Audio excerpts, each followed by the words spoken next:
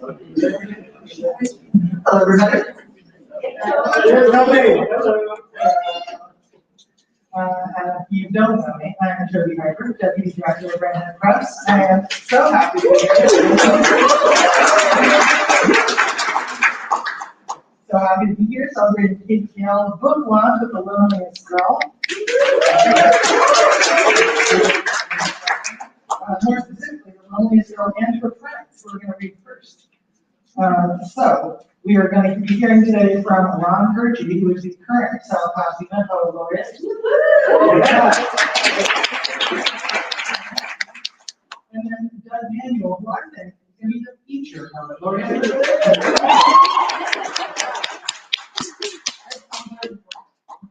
And then we're going to hear from Dower, who is a former West Hollywood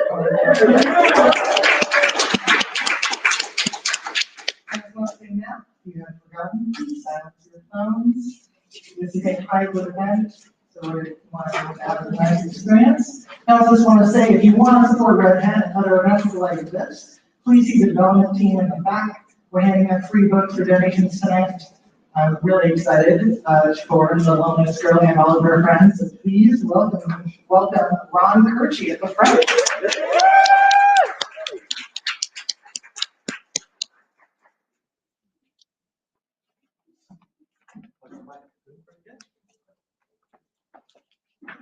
Hello. Is this a good mic? Yes. I don't know what it means, but when we came in and I went to that gender neutral bathroom in the back there, a little boy said, "Not you, pal."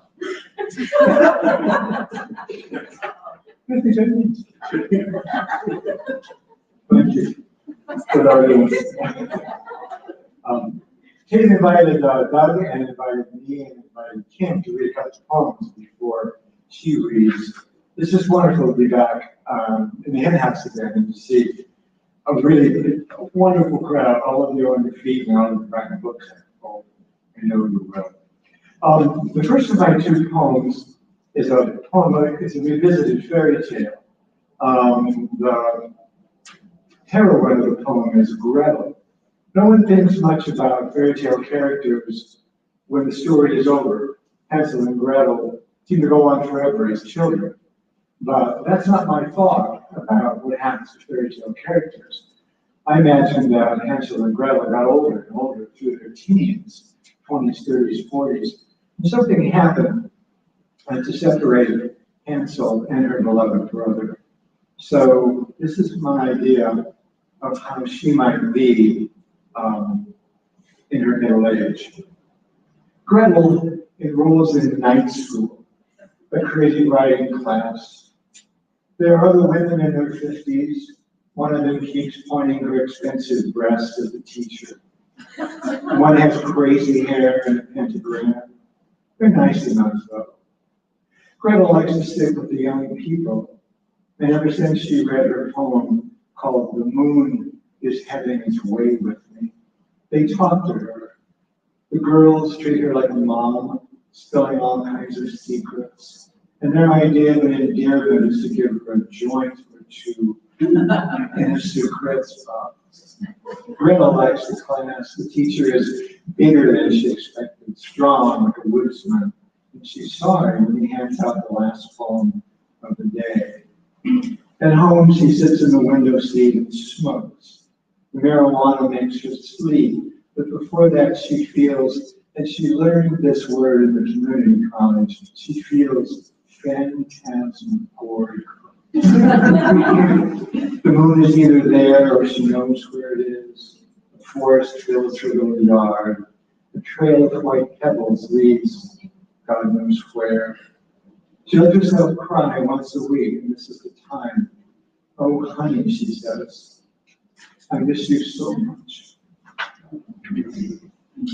I married into 40 years ago or so, enormous family.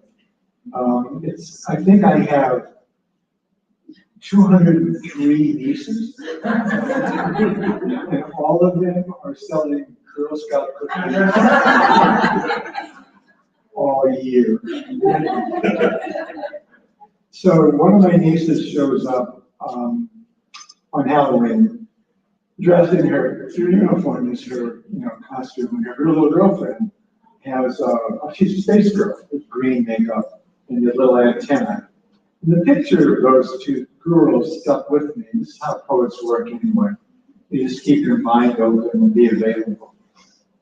So the two of them together got me to this poem called Girl Scouts from Space. There are two characters. Willow and Shoiming ride their bikes into the desert to earn environmental stewardship badges. They're barely settled in when a saucer lands and the girls feel dizzy and hold on to each other. The door in the craft opens and aliens descend. They're thin, heads like volleyballs. Their voices are reedy and electronic. We know, Willow, how weekends with your father and his new girlfriend are excruciating. And showing me, even though you sang beautifully at the assisted living center, someone told you to go back to China. Your sighs reached us as we passed Venus. As scouts ourselves, we know something about the dark machinery that runs your world. We applaud your interest in coding and horseback riding, but you have also earned the heartbreak badge. Congratulations, when you wake up, it will be pinned to your colorful sashes. Thank you.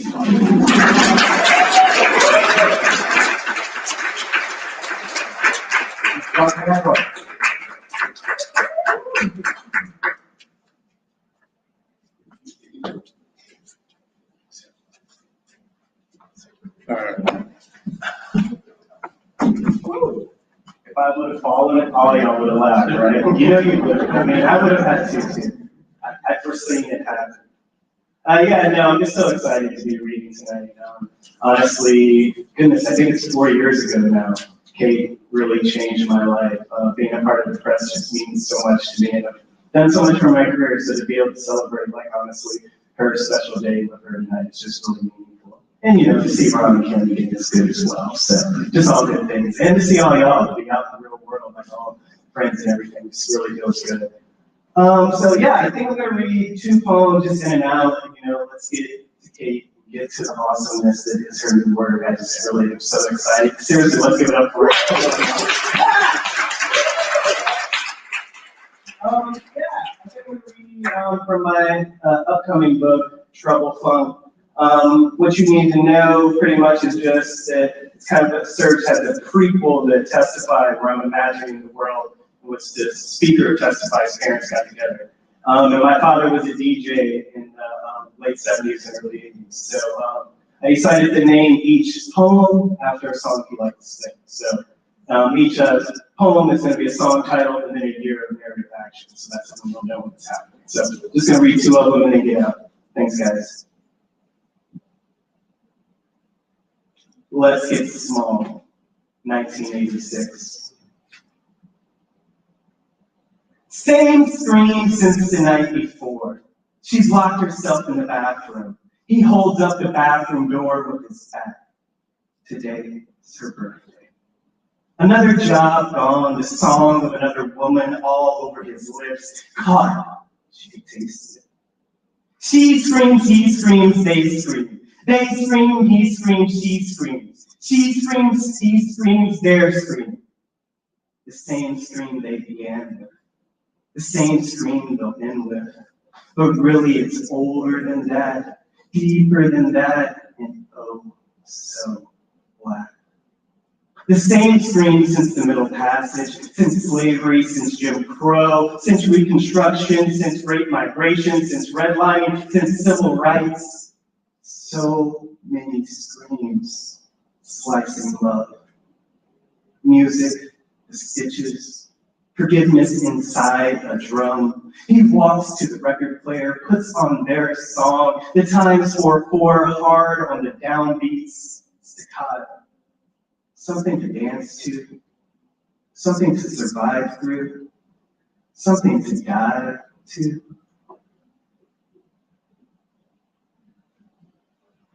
Mothership Connection, 1975.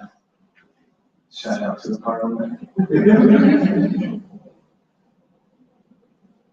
Before DJ Scratch, the breakdown was all drum fill, hand clap, bass slap, guitar well. Talk over the track, not yet rap, yet always rap.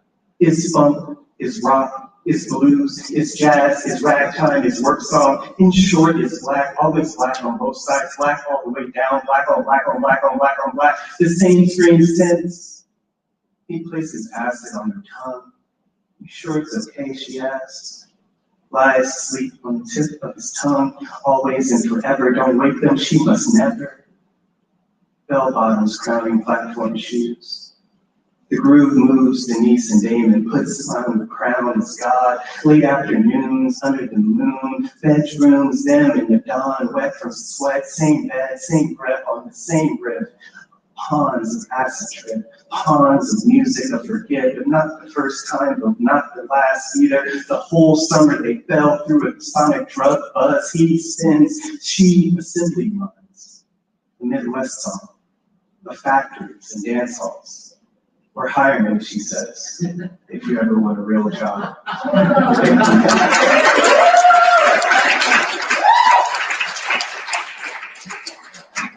Next up is the great, we already know. Come on now, give it up for Kim, y'all.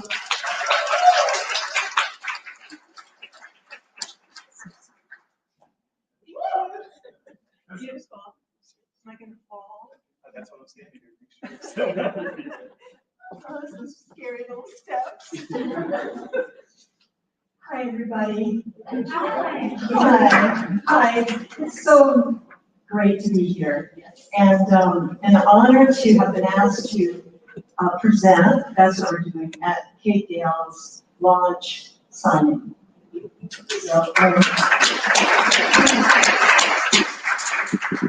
you know, I have a new book coming out with Redhead next month, and I'm very excited. And I was trying to think what I might read from it, but I thought, you know what, I'm going to read a brand new poem. Very risky for a poet, you know. It hasn't made the rounds. But I want to read one poem tonight, and then I'm going to introduce Kate. And so this is the poem I'm going to read. It's called All I Know. All I know is I might have a cousin in Ukraine who's sleeping in the subway tonight to escape the attacks. All I know is a woman who may have my eyes is hiding in her son's basement. Her granddaughter fidgeting in a crib, passed down from my Nana, who fled Kiev, as we say today. 1922, the year Russia became the Soviet Union, the year my tiny Nana traveled to America on a ship, her belly filled with my mother, growing inside her. 100 years ago, leaving Tanya, her identical twin, behind in Kiev. So beautiful, she'd say. We rode horses to the river, recited Pushkin, our long braids, pierogies baking in the oven. All I know is there's nothing I can do but watch the news, see these faces that resemble mine, hear their voices, feel their sorrow, a sadness my Nana carried inside her, a darkness and shame that people carry when they're forced out, when they live with fear, when they have to flee a place so beautiful, so green. Their language, of poetry, of music, buried another generation of gorgeous bones for our graveyards. All I know is we're desperate to escape into a world that has yet to be discovered.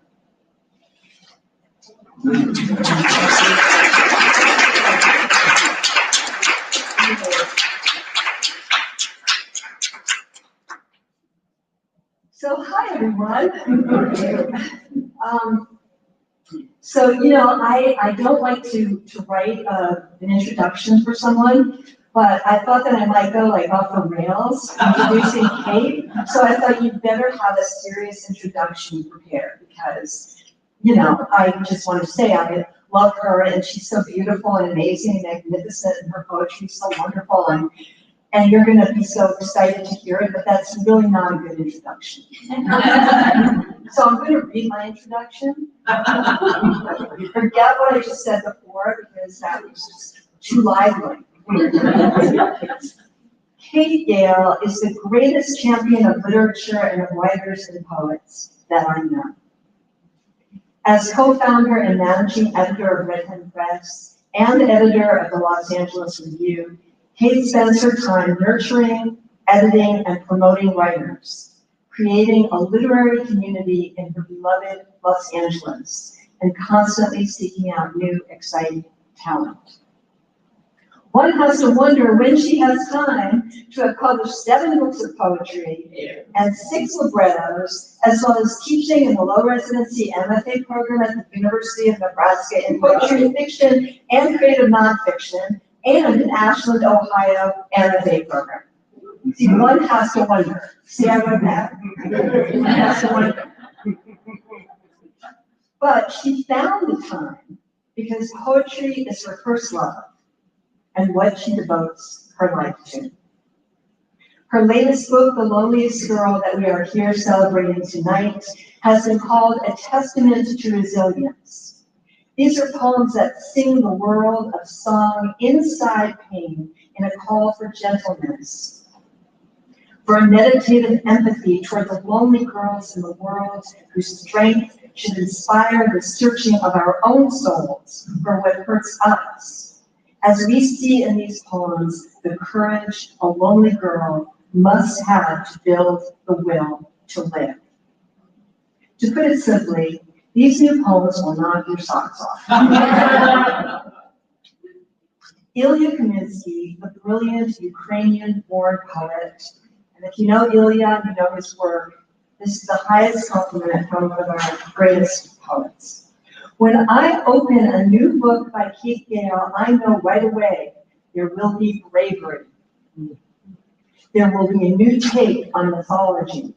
There will be beautiful, skillful, memorable language that stands up and speaks up, and the pages fortify, they give strength. The Loneliest Girl is a brave, honest, and endlessly compelling book. Please welcome the endlessly creative, endlessly brave, Kate Gale.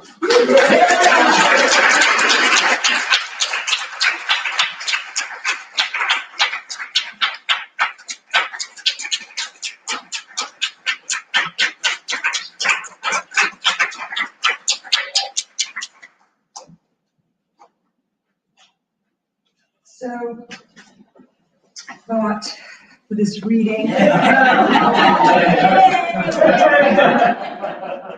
just because Charles is taking pictures.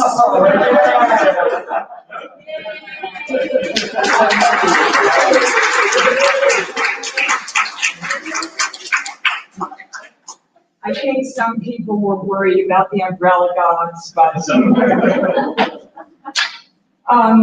I very much want to thank Kim and Doug and Ron for joining me tonight. It definitely makes A Lonely Girl less lonely. Thank you so much.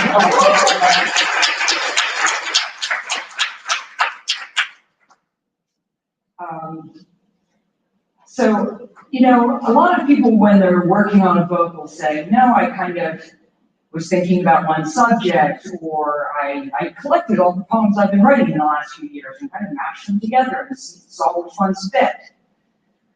None of that's what happened with this book. When I was a child one time, I went out in the evening and I ended up crawling into a well, and I ended up at the bottom of the well.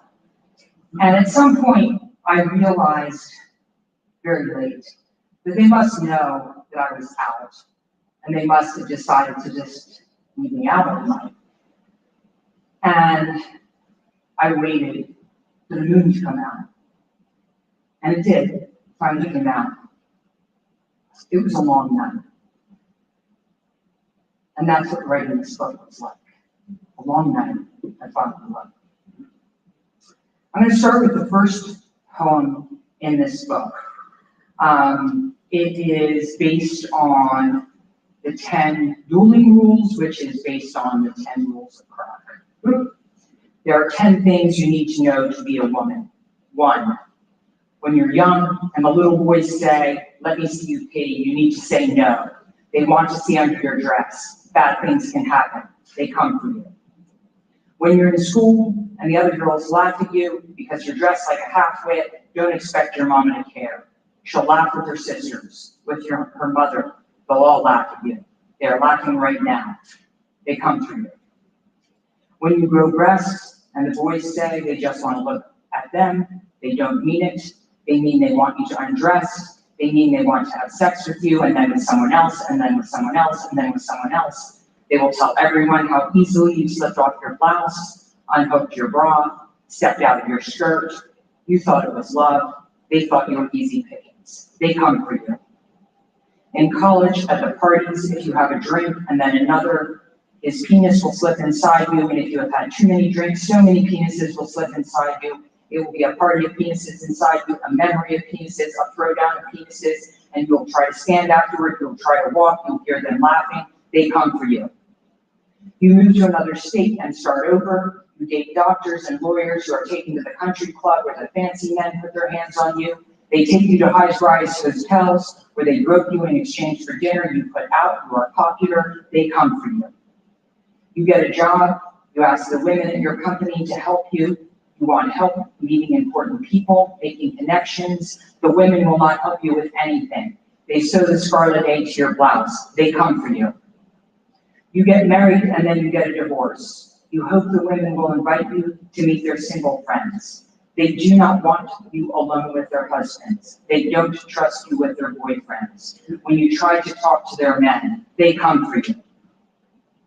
The only way you could avoid attention is to get fat. You live in a city where fat is not permitted.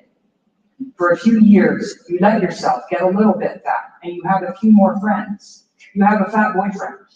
Then you join a gym and lose weight. The women turn on you. They come for you.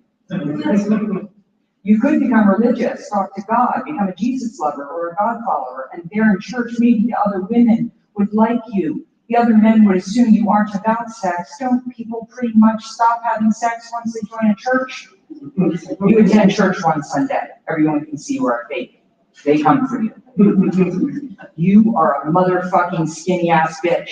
You stomped around the world in your life building castles. You painted the sky and planted trees. You have broken the goddamn rules, and when they broke new ones, you broke those. You are out of control. You are the wild New Testament of women. You are breaking the 11th commandment, which is, thou shalt not speak if thou art a woman. You are speaking in your dirty boots without shame. Where is your shame, woman? Where is your shame? Why do you not hang your head, woman? They come for you. They come for you. They come for you.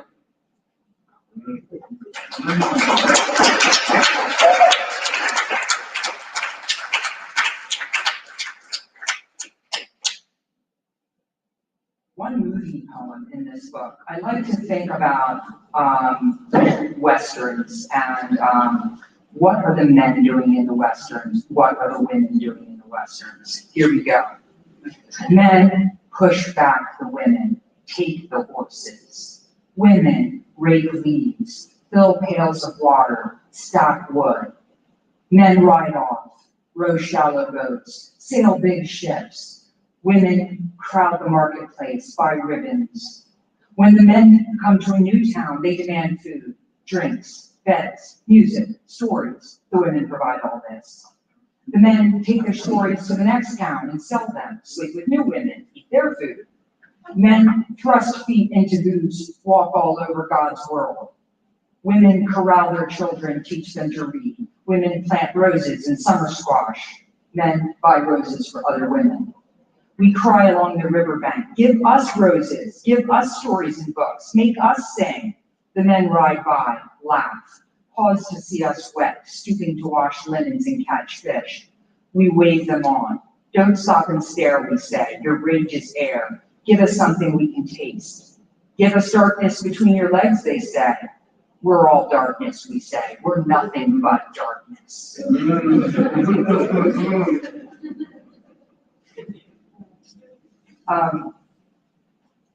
This poem is called Tall Poppy, and I almost named the book this because I became obsessed with the whole Greek idea of you go into a town, and if you want to conquer the town, you kill off everybody who considers themselves a tall poppy, and then you can control the town.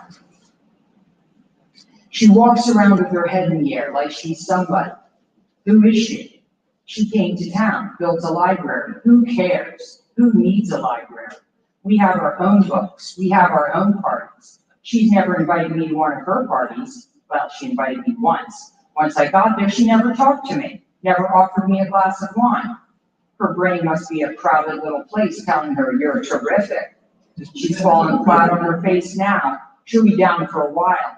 I used to think I could help her. I wanted to say, slow down, do what I say, you'll be okay. I wanted to say, keep your head down. In this town, they'll eat you alive. But she kept laughing and marching around like she knew everything. Now that she's flat on her face, I hope she learns a lesson. I hope she learns to keep her mouth shut. She thought she was the tall poppy around here. People like her get their houses burned down. They get stung by a buzz of bees. Their heads are cut off. Goodbye, tall poppy.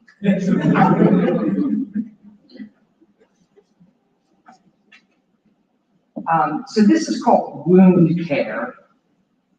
I have had a time to think about this whole subject of wounds. I think this poem explains itself. Crossed the other side of the street to avoid the wounded. Gone to sleep to forget the wounded. Watched the wounded on television. Watched wounding on television. Read fantastical stories of wounding. Wrote fantastical stories of one's own wounding. Hidden wounds up your sleeve, down your pants, through your body, under your socks, between your toes, in the curve of arms and legs, in the radius of the abdominal cavity. Lasting wounds due to damage to underlying structures, bone, muscle, tendon, arteries, nerves. Cosmetic results not the primary consideration for wound care. Bites cause high rate of infection, animal bites, human bites. We did not mean to wound others, but we did. We wounded our friends, we wounded our lovers. On my husband's back is a salt heart. I swim every day in the ocean, ride behind him on the motorcycle. The salt heart where my breasts press against his shirt. His heart has a new valve, one long dark scar across his chest, a wound of slicing deeply, forcing back the rib cage, taking out the heart, replacing the valve in the heart chamber with titanium. He ticks like a clock. When I say I have been wounded, I mean darkness. Cherry blossoms open for 14 days. Petals drop, leaves begin. Be there for the first opening of white on pink. Be there when the white on pink is blinding. Be there when petals drop and green arrives. Be there into the green and falling of leaves. The bark sings to you, the leaves sing, the cherry blossoms sing of wounding, of healing, of white on pink, of blossoms. Feel petals blowing toward you. Feel morning come.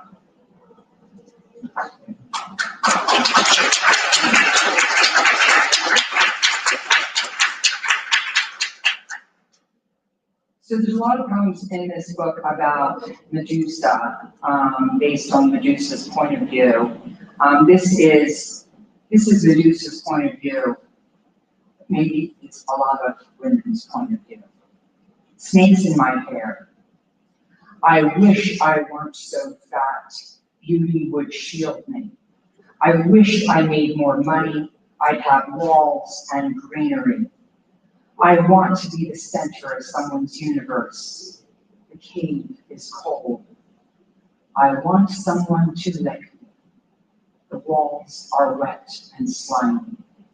There is no purple in the wood. I am hungry, but dare not eat. All the men in the world are eating pizza, nachos, cheese sandwiches. All the women in the world are eating celery, radishes, lettuce. I want a man to make my heart wild, like windows in Japan, spring, pink and white petals of morning. This morning, I exited the cave, found the machete, severed the snakes, washed my body, anointed my head with oil. Sure, my cups run over. Don't put your hands around my waist. Don't even try. Cut my breasts. I dare you. I smell of sweetness. I eat thickets of blackberries all afternoon. Have you ever wished to be transformed? This is that story. You can walk out of the cave into the bright sunlight. The curse is a story. The flowering tree is a story. The wings are a story. Flight is a story. Let there be light is a story.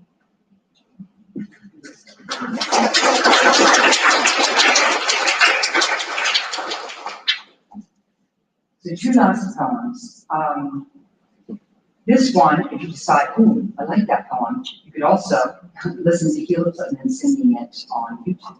Great Gale, who once sang at Buckingham Palace, is an amazing singer. Some of you have heard her, and she sings this poem beautifully.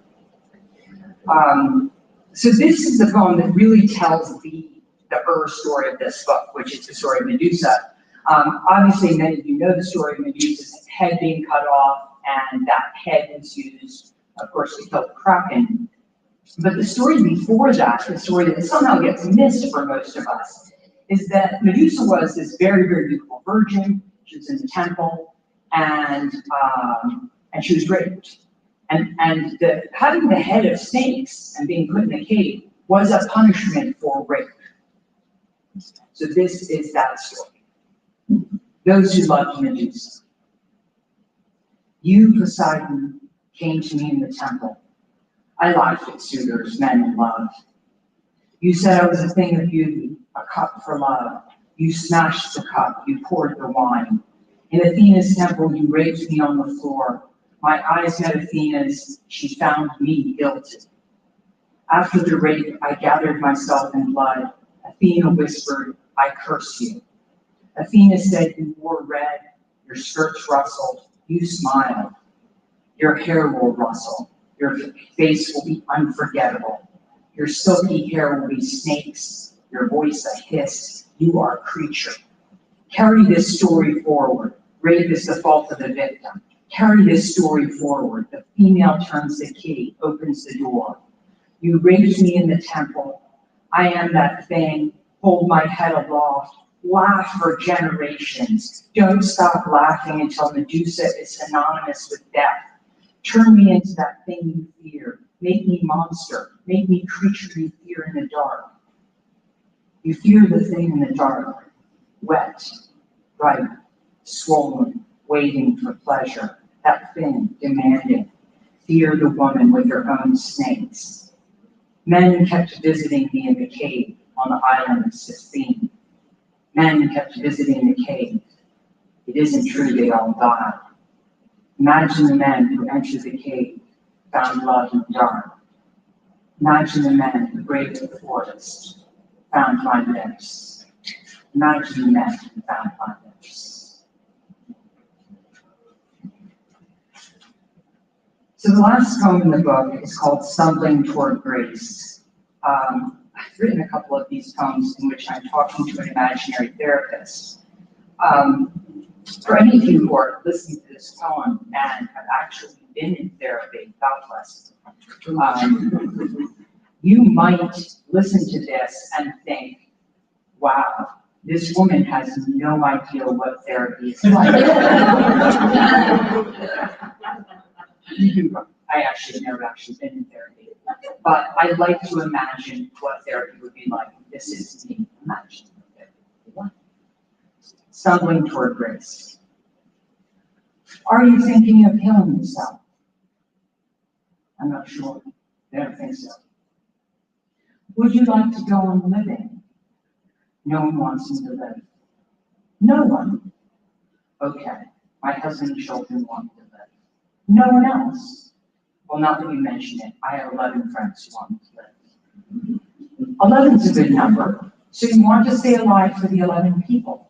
And your husband, and how many children do you have? Technically 2. Why technically?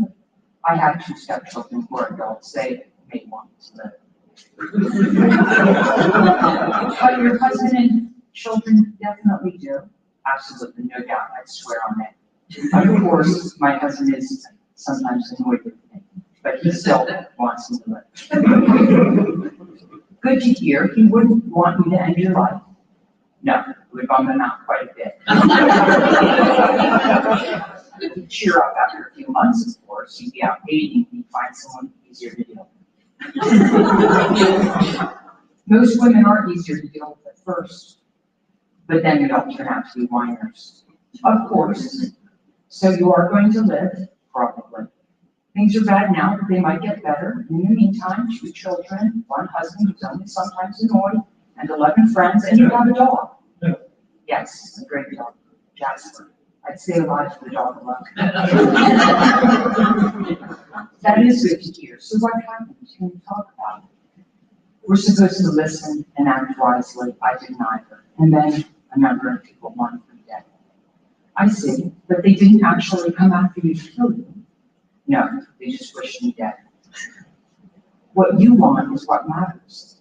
I don't know what I want anymore. What did you do to annoy these people? To make them wish me dead? I wanted to be a defender. Instead, I was a heckler. What would you like to do?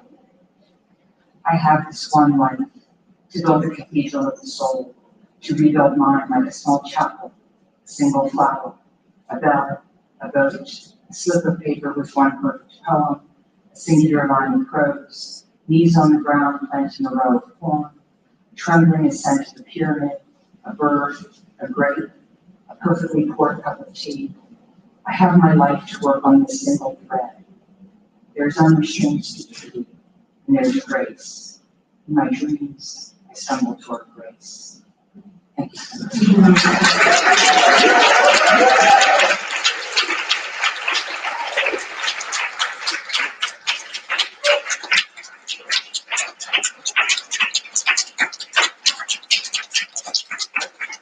All right, let's have another round of applause for Katie Gale.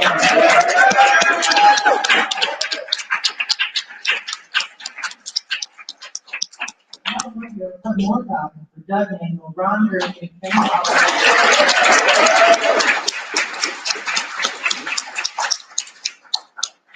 thank you all so much for coming to join us today. I'm actually going to invite Valerie, and she wanted to say, oh my God, Valerie Palacios, Keith's publicist, who's just going to say a few words that were followed up by our development director, Connie Argerazade.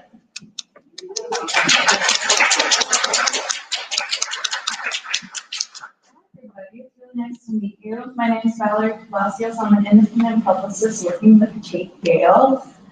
She has been so amazing to work with, and I've been so excited to help her promote her book, The Loneliest Girl. She is an experienced educator. She's very knowledgeable on so many different subjects. We have mythology, we have opera, independent publishing, so many different things. So on that note, if you ever want to collaborate on my blog post with her or invite her to a podcast, please let me know. If you want her to attend an event, either virtual or in person, please let me know. If you have any inquiries about courses, or if you would like to review her book with an advanced reader copy, please let me know. And last but not least, for anyone who already has a copy of the book, first of all, thank you so much for supporting Kate. And second of all, please consider leaving a review on Amazon. Thank you so much.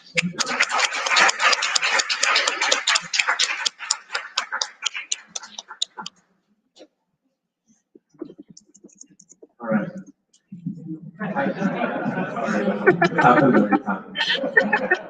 So before I send you all off, you're prisoner for 2 more minutes. Just one more time, please, a round of applause, all of our writers here.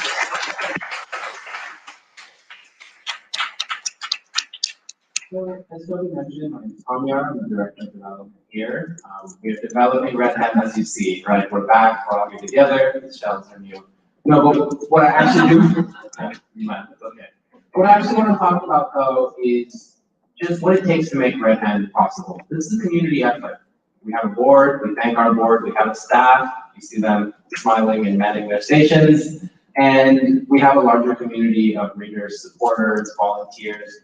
Everyone comes together and that's what makes Red Hen, right? Not just a place where you get books, but really a literary center here in Los Angeles. And I think we can all say that what brings us here, not just our love for Kate, I mean, that's the part, but we've all been touched by literature.